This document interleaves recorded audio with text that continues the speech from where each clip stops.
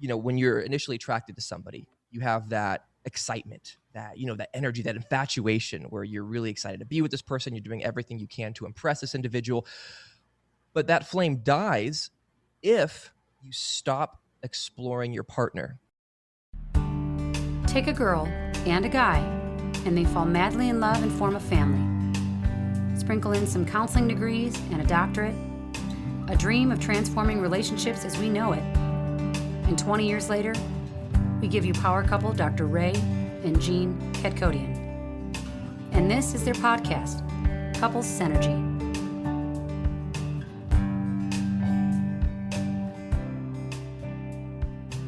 Welcome back to another episode of Couples Synergy with Dr. Ray and Jean. Hi, I'm Dr. Ray.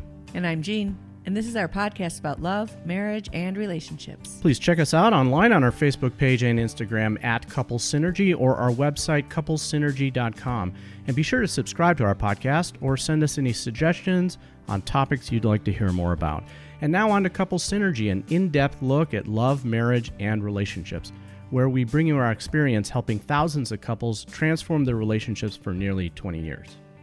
Everyone says you should work on a relationship, but nobody teaches us how.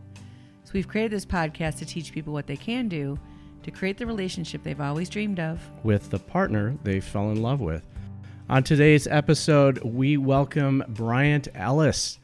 He is the founder of Adventure Challenge. Welcome, Bryant. Thank you so much for being on our podcast today. My absolute pleasure. Thanks for having me, guys.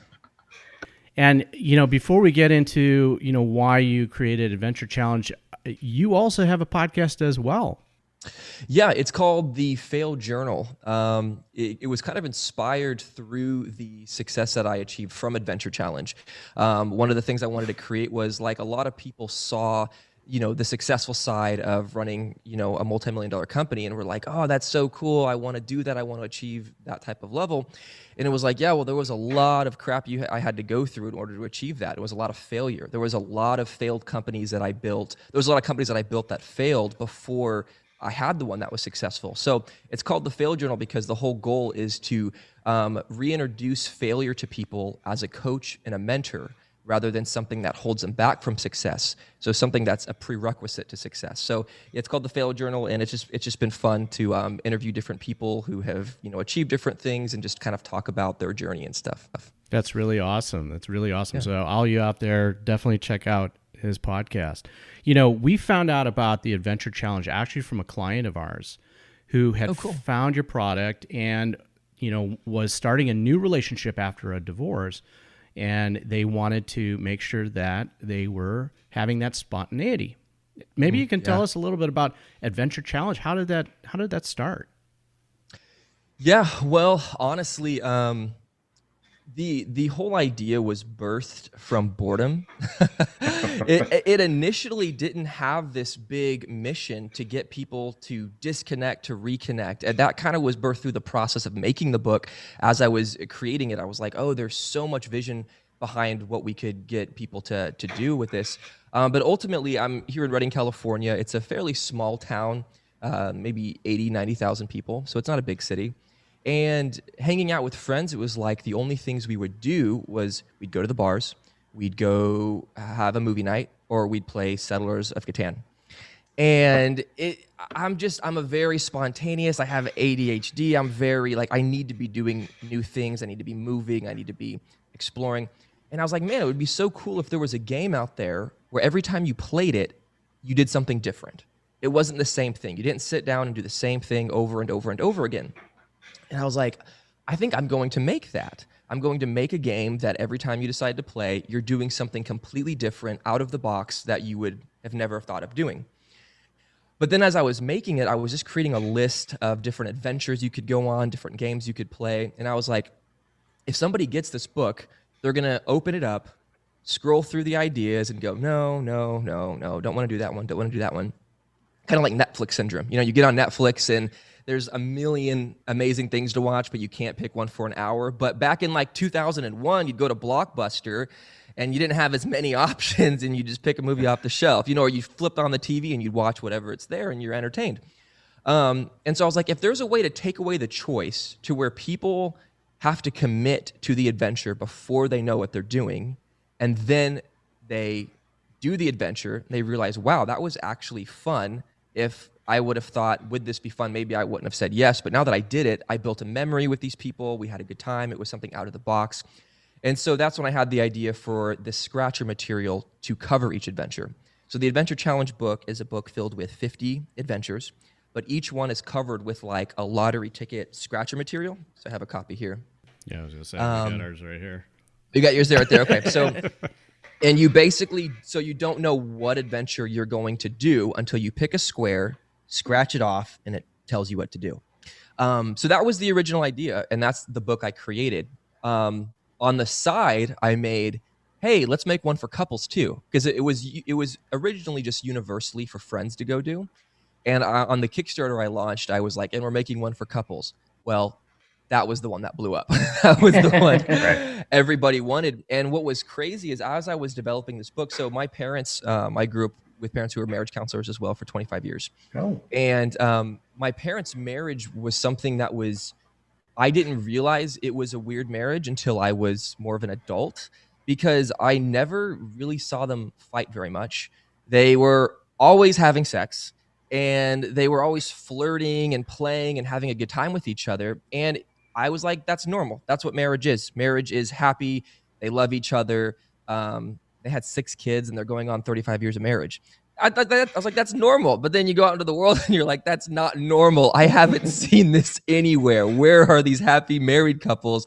Like, this is, but I started to break down the different things that even my parents raised me with relationships. And my dad was always like, Bryant, you know, when you're initially attracted to somebody, you have that excitement, that, you know, that energy, that infatuation where you're really excited to be with this person. You're doing everything you can to impress this individual.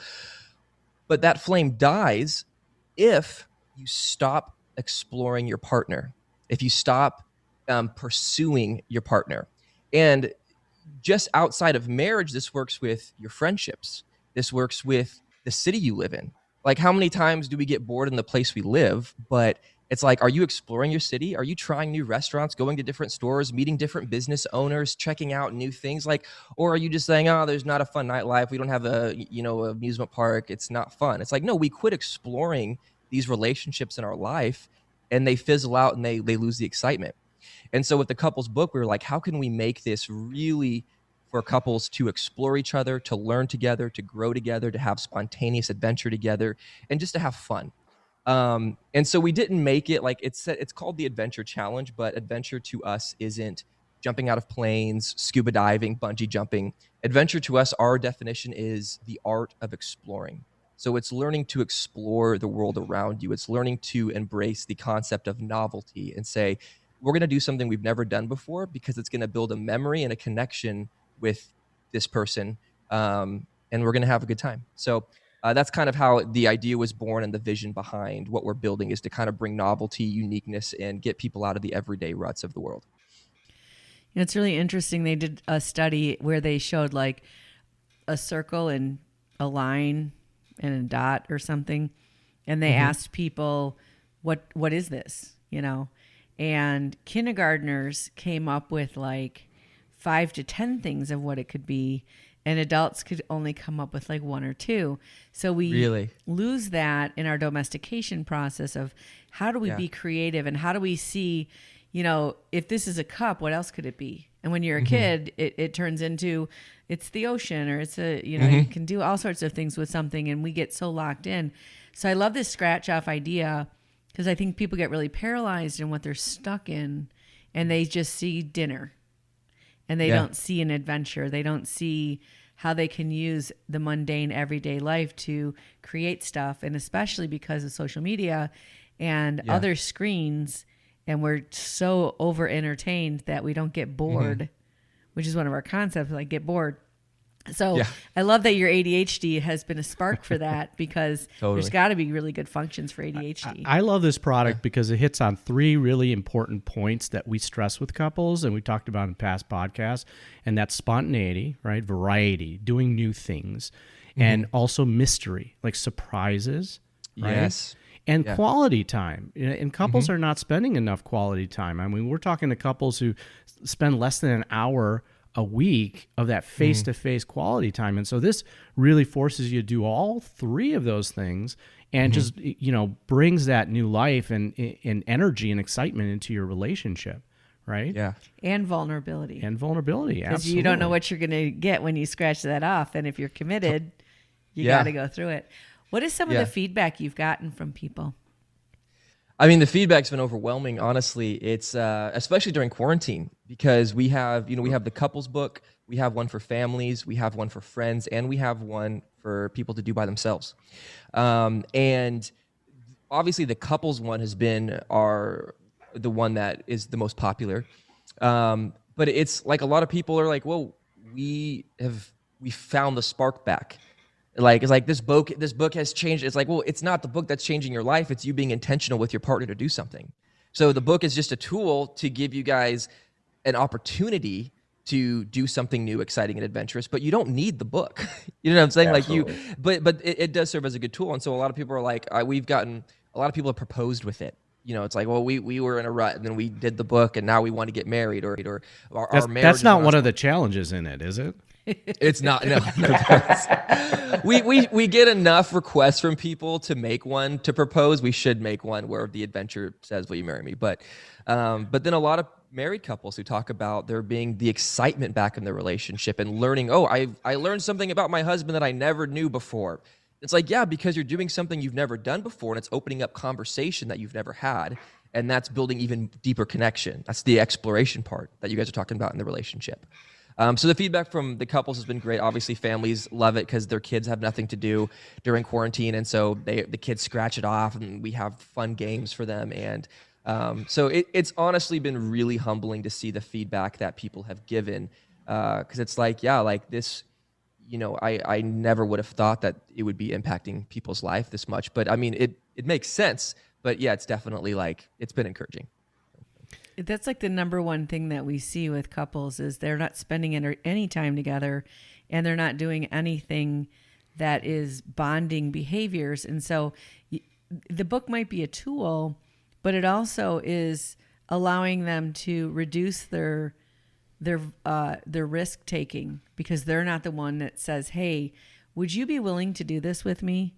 Totally. And so I do think it's really a valuable product. And, a lot of the challenges, I mean, they're not really that elaborate or it doesn't require a lot of money. You're talking about, not at all, not skydiving or scuba diving, which Gene and I do. We do all of those things. So same. We take our challenge to the next level, and That's awesome. We're just kind of those crazy marriage counseling couples, apparently, right? That's awesome. But for the everyday couple that is really looking to infuse new energy into the relationship, these challenges are very doable, and very realistic. 100%. Yeah, and that's one thing we really wanted to make sure was that if people, I have my skydiving license, so I jump out of planes every month, and I'm a huge adventurer. But not all couples want to do that kind of stuff, But it's like we have to change the narrative of what adventure means to people.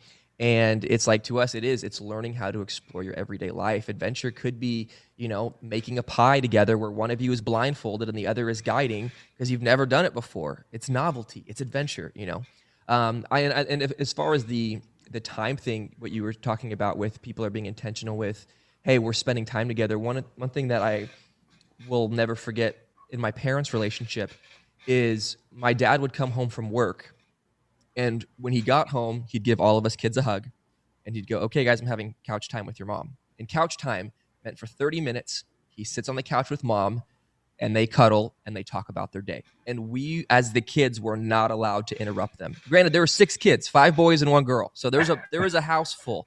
But we knew when dad came home from work, he connects with mom first. They establish that connection, and then he hangs out with us kids, and we're a family. And that always ingrained in me. It was like, wow, he really prioritized time with my mom. And that little act, that 30 minutes of I'm dedicating this time right after work to spend with you, it kind of changed my life and the way I pursue in relationships and the way I go about stuff like that. And so for something like this, if couples were to get this book and go, hey, once a week we're committed to doing one challenge, And regardless of how busy it is, we're going to make sure that we do one challenge a week. I'd say you'd be surprised at how much comes up and how much starts to just like connect just from doing something that simple. To piggyback on what you said, the question that came up in my head is, how did that role modeling, which is absolutely, amazing role modeling, how did that impact you and your own relationships? Obviously, it impacted you to the point that you created something that benefits a lot of couples' relationships, but how did it impact you personally? I mean, personally, the same. I feel like, even with my girlfriend and the way I show up to pursue her, the way I go out of my way to do things for her. But I feel like relationships, their story and their journey with their relationship kind of, as I said before, it has more of a holistic approach, in my opinion, where it's like, what does it look like now? I used to be somebody who, you know people like this.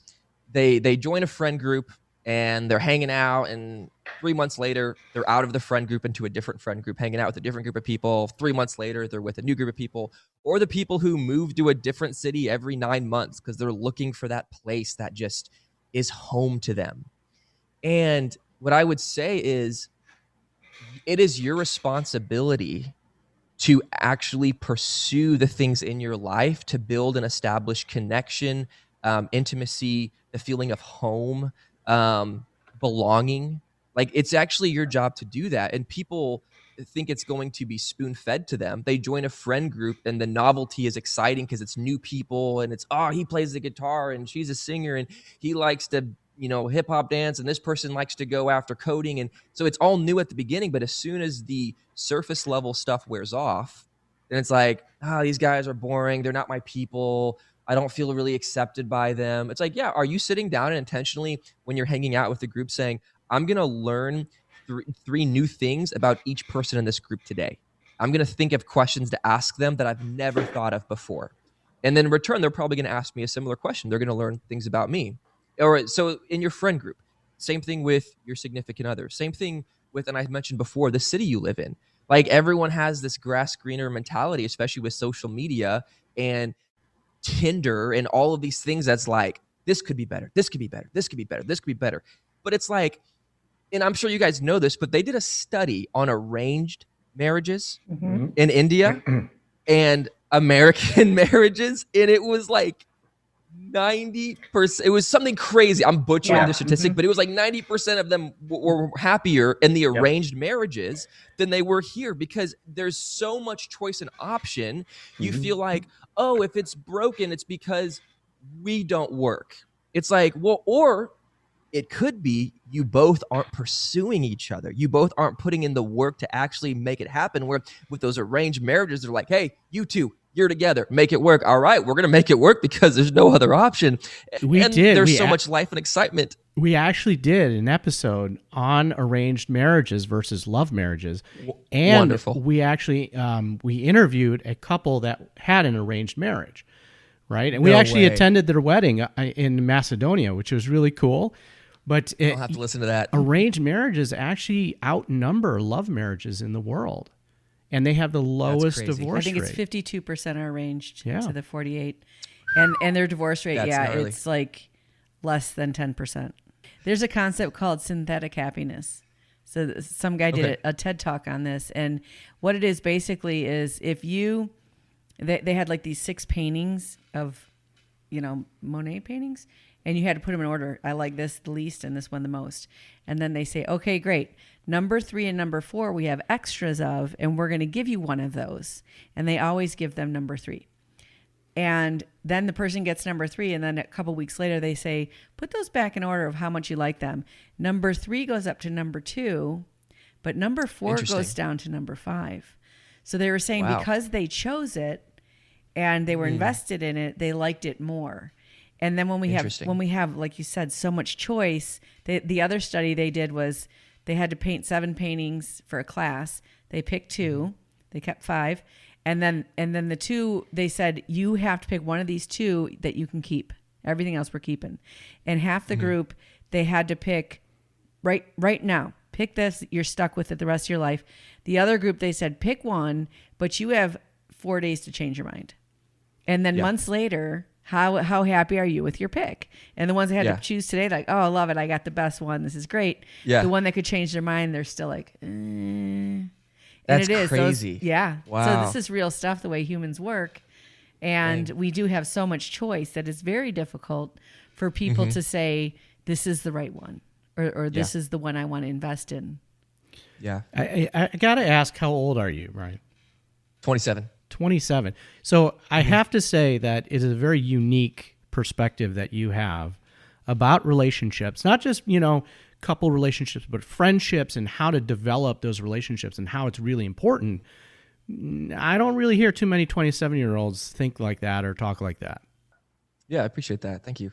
Yeah, no, and I'm very young and by no means claim to be anything of a relationship guru or expert. It's just been my own personal experience and my own journey with relationships, and just learning and growing constantly and just being like, hey, like I want to be someday the best husband I can be. I want to be the best friend I can be. I want to be the best boss I can be, employer I can be. And just, continuing to adapt these principles of exploring within those realms. And it's been fun. And I feel like I've seen a lot of growth in the years I've been pursuing that. So thank you. I appreciate that. That's really interesting. Our son, he's 22 now, but when he obviously were his role models, and he always valued being part of a relationship, and he wants that in his life. And he had a really difficult time early in college because he's like, nobody wants a relationship. They just want to, go out and hook up or something. And it was really difficult for him. He is in a nice relationship right now for the last couple of years. But did you have that same experience with people in your age group that really didn't take relationships seriously? Yeah, I mean, growing up, I think once I left home especially and was really hanging out with friends and stuff, I think there's a lot of hopelessness around the topic of relationships. Because everyone's hooking up, everyone's going on Tinder dates, everyone's just trying to get their needs met. They're not looking for intimacy. And then the seldom ones that are looking for that intimacy, they've been in this game for so long that it's like they don't know how to achieve it. And so I'm at the age, I've not been married yet, but I'm at the age where my married friends are now on their second marriages. They're either having kids or they're on their second marriage and they're divorced. And the few of them that have stayed married. And so, I think there was a lot of hopelessness, and it really caused me to dig deep and start to go after, mentors who have successful relationships. And so like my parents and all these other different mentors and friends that I have who they're thriving in their marriage. Like they're excited to be with their spouse or their significant other in a group setting or a game night or camping trip. They want to invite them. There's that life that comes from that. And it's really been a goal of mine to go like, how can I learn from these people and see steps and things they've taken? And it's just kind of funny because it all of the successful relationships I see, there's always key things that cross over, and it's exactly what we're talking about. It's not like, oh, we decided to go crazy and experiment with other partners, or these crazy different, let's just try all this weird stuff and see what sparks that fire. It's like, I've never seen that stuff really work. It's like, it's kind of, they're taking the fruit of a problem instead of going at the root of it. It's like, these apples are bad, take them all off the tree. Well, this is going to make bad apples still. You gotta figure out why the tree is unhealthy itself. And so, it's definitely been, a journey I've been going on to really educate myself on that kind of stuff. Mm-hmm. Yeah. There's the concept that marriage is a box. Yeah. And it's about what you put into it, not what it's going to give you. And, this idea that we can pursue something that is going to make us feel good right now. Mm-hmm. We were just talking about this the other day. Mm-hmm. But what it's going to actually do is it's going to turn off the long-term goal. Mm. So what we were talking about is it was a teenager that really acted out and got plenty of attention for it. Mm-hmm. But in the meantime, no one around him feels safe. They're, being all careful with him. And if he tries to do it again, they're going to believe it less and less, as opposed to authentically coming up and saying, hey, this is what I'm dealing with, or this is what I'm struggling with. And in our society, how everything is so, I don't know if you guys have heard the term, the intolerant generation. Intolerant generation. I don't think so. Yeah. So like when you go on Netflix and you watch a movie, then it'll say, here's 75 movies just like that. You don't have to, like when I was a kid, you had to turn on the TV. What was there to watch? Was there to watch? Or if you listened to the radio, you had to wait for them to request a song or something. And you had to listen to stuff that you were exposed to.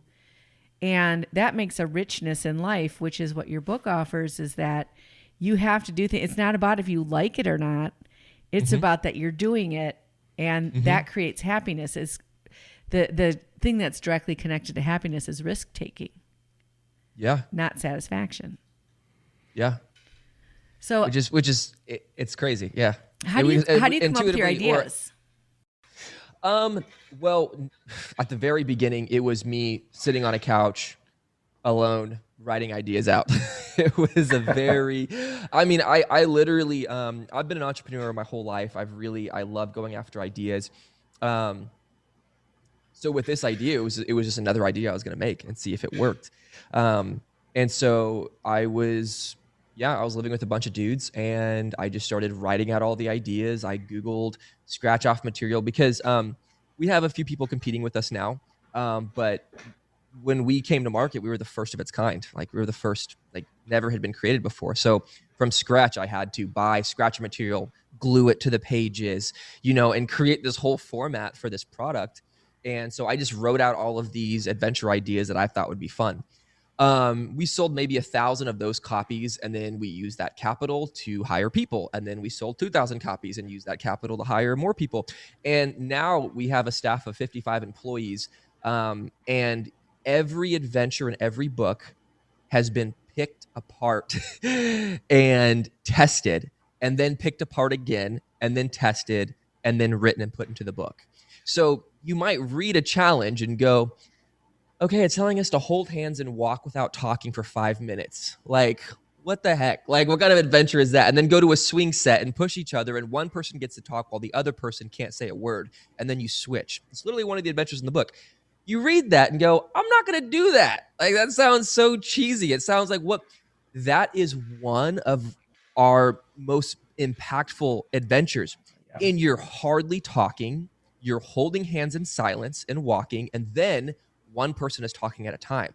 And it is crazy the stuff that surfaces when you're in forced silence, or you're forced to talk while one person is forced to listen. It's insane. So now all of the adventures we do is we have a core group of people who brainstorm the ideas, and then we have a whole group that tests them, and then we do different focus groups to all different types of demographics. Say, would you want to do this? Would this sound intriguing? Does this make you want to put the book down? And so now we've sold over 1 million copies of the books. We're all over the world, and every time we release a new book, there's a little bit higher stakes pressure for us. So it's not we're not wanting just to put random stuff for people to go do. It's like we want to make sure what we're telling people to do with this, we're actually excited about each one of these adventures, even if they don't think it's exciting when they read it necessarily. We know it's going to have an impact on their relationship. That's what's really uncanny is that one of the interventions that we use with couples kind of has some of the similar elements, right? Where you are allowing your partner to talk without interrupting. It allows, as we guide them, it allows them to get deeper and deeper into more vulnerable issues and more vulnerable, feelings without worrying about how your partner is going to react or whether they're going to reject it or not. And so, that element incorporated in that challenge alone, it does deepen the connection and the communication with a couple. And so that is really awesome. And we absolutely endorse that. Wow. It's like the telephone game, so when a couple is talking, they're really worried about what they're going to say and they're not listening. So what you've done is you've created a barrier so they have no choice. They have nothing else to do but listen. They don't have to respond, react. And it does. It allows that depth to happen. Mm-hmm. Yeah. I don't know if this one's in your book, but this is one that we do, which is on our episode about humor, right? And so what we do is you take a spoon and you go in the kitchen and you put 3 to 5 ingredients on the spoon. And your partner's blindfolded and you get to put it in their mouth. And then they have to guess at what you had put on that spoon. And you can do like peanut butter and pickles and cocoa and hot sauce or Yeah, something. we did a whole episode where we did that to each other on the episode. Do you guys have one like that? That one's hilarious. I'm trying to find it because it's actually crazy that you guys. It's called Treats and Wheels. It's literally that thing. Yeah. Except what they're supposed to do is one person's blindfolded. You go to the kitchen, you get 5 items, and then you give them each item, and they have to one at guess a what time. it is one at a time. Or they can mix it up, but they have 5 different things they have to try, and they get points based on how many ingredients they guess correctly. And then you switch and do that, and then it's like a point system. We have a live event we do here in Reading where we have like a booth, and we literally do live dates. That's actually the date we use at those live booth places. Yeah. We do the taste tester because Yeah. it is, you're turning off your senses. You're trusting your partner not to give you something rotten, and it's just a fun, flirty, cute date. And you wouldn't think so, but you're having to trust your partner. You're doing something you haven't thought, and it's just fun. It just takes you out of the norm of just talking about crap or watching the same show. And it's like, it's a 30-minute game that is building a memory that you're like, remember last week when you fed me a graham cracker with salt on it? And it's just, so well done. That's awesome that you guys have people do that. We think that's a great idea too. So. No, this book is amazing. This absolutely is right up our alley as far as what, would complement a lot of what we tell our couples to do. Obviously, date night is something we really stress, but doing something that's mysterious and adventurous and something that is also forcing that intimacy, communication, face-to-face time is what we really stress. And I don't know. Something new. Yeah, and something new. And, the studies actually show that couples who are happy and healthy, they spend a minimum of 5 to 6 hours a week of that quality time. And we're not talking about with TV. We're not talking about with your kids or with friends. It is just face-to-face interaction. And that is absolutely necessary for couples, which, couples who have got little kids, they don't do that. Right. I mean, obviously there's a lot of obligations that are going on in our lives. And so that time just gets kicked down the street. Right. And then their relationship starts to suffer. So this really kind of, forces them to have new ideas that they don't have to come up with on their own because they're just they're tired already. Right. Yeah. So, and then they just kind of go through the motions and they get the reward from it. Yeah. Right. Absolutely. 100%. And that reward's residual. You know, we talk about relationships like a bank account, and the time you spend having fun together and doing new things, that's making deposits. And the times you spend not together or in discord or withdrawals, most couples are redlining. And, here's the thing. It can be and should be fun. This is not like you should just sit and talk about your problems all the time. If you do that, your relationship's going to be terrible. You have to balance it with all this fun, goofy stuff, especially during COVID, because we're going through this period of time. I mean, we're in Chicago. It's dark. It's cold. And life doesn't have to suck. You can actually have a great time. Yeah. I love that. I also like the fact that your staff tries it, that they do these challenges too, because one of the things that we always tout is that we can't teach it unless we live it.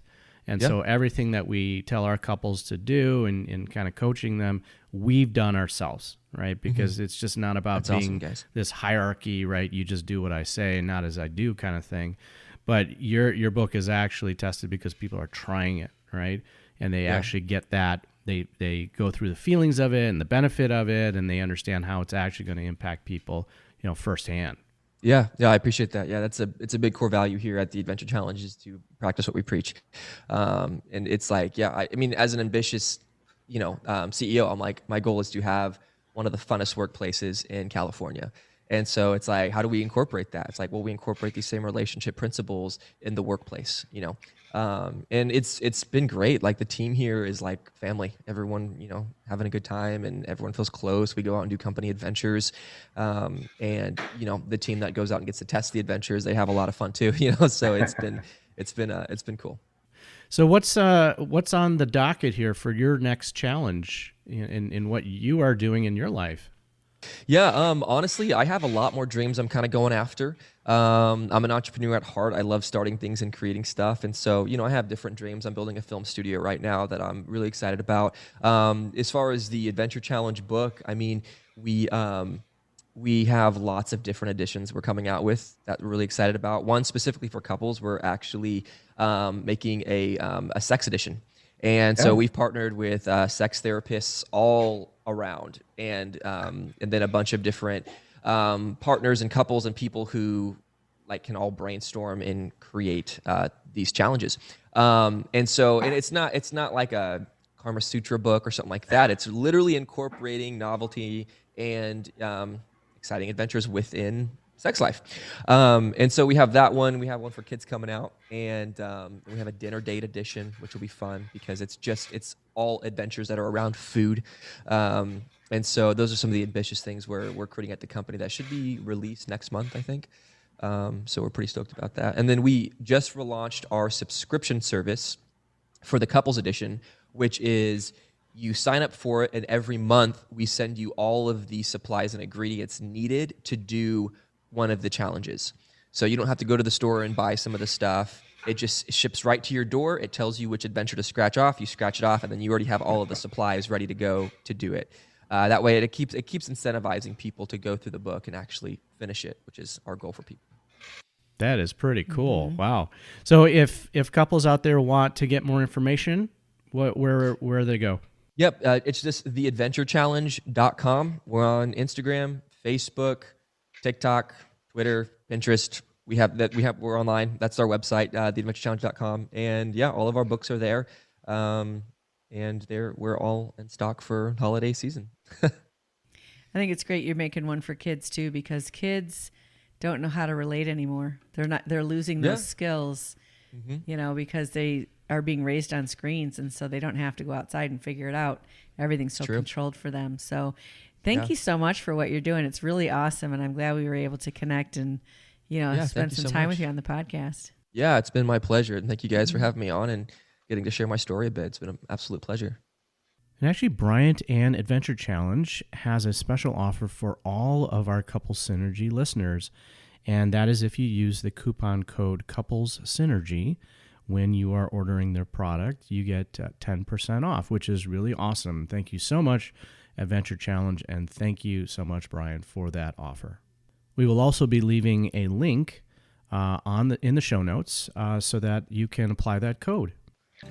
Well, we want to thank you for being on the podcast today. We want to thank all of our listeners for tuning into Couples Synergy. Our passion is in helping couples and people have happy and healthy relationships, and this podcast gives us a fun way of bringing our knowledge and expertise to you, our listeners. For all of you listening, please subscribe to our podcast and please leave us a review. If you have any questions, comments, or topic suggestions, please email us at contact@couplesynergy.com.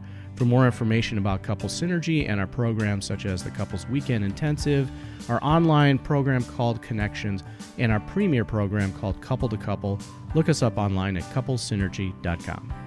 And we hope that by listening to this episode, it was not only beneficial for you, but also for your relationship.